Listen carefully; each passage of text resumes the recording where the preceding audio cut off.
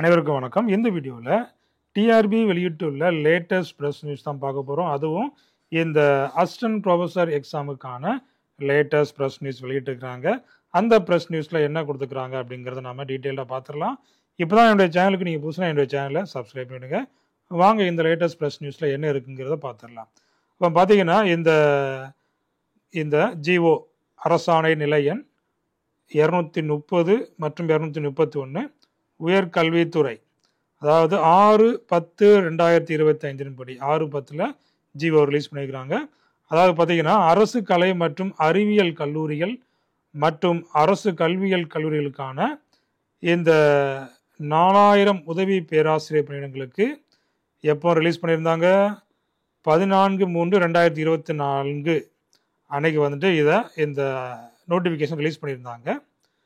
அதுக்கப்புறமா அந்த அறிவிக்கை எண் 2/2024 ரத்து செய்யப்பட்டு அதை கேன்சல் பண்ணியாச்சு.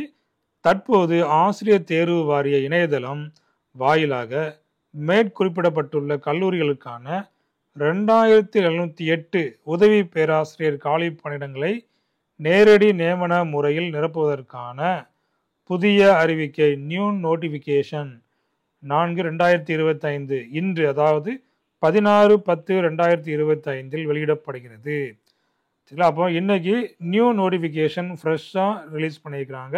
அப்போ இந்த நியூ நோட்டிஃபிகேஷன் பார்த்தீங்கன்னா எல்லாருமே திரும்ப புதுசாக அப்ளை பண்ணணும். ஏற்கனவே பேமெண்ட் பண்ணியிருந்தாங்கன்னா அவங்க மட்டும் பேமெண்ட் பண்ண வேண்டாம்.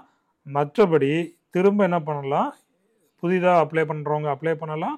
ஏற்கனவே அப்ளை பண்ணியிருந்தாலும் கண்டிப்பாக திரும்ப அப்ளை பண்ணணும். அவங்களுக்கு ஃபீஸ் மட்டும் கிடையாது. இப்போ பார்த்தீங்கன்னா பாடவாரியான காலி பணியிட விவரங்கள், கல்வி தகுதி, வயது மற்றும் விண்ணப்பம் செய்வதற்கான அனைத்து விவரங்களும் தெரிவிக்கப்பட்டுள்ளன.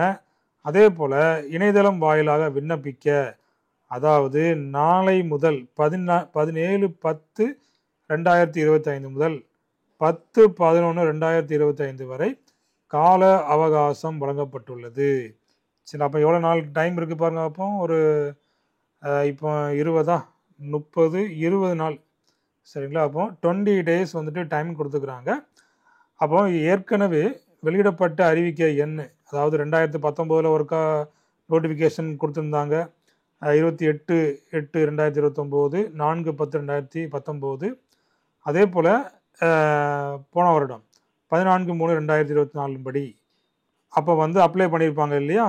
அப்போ அவங்க பார்த்தீங்கன்னா விண்ணப்பித்த பணி நாடுனர்கள் இப்புதிய அறிவிக்கையின் கீழ் மீண்டும் விண்ணப்பிக்க வேண்டும். புதிதாக என்ன செய்யணும், ஃப்ரெஷ் அப்ளிகேஷனை அவங்க ஃபில் பண்ணி அப்ளை பண்ணணும்.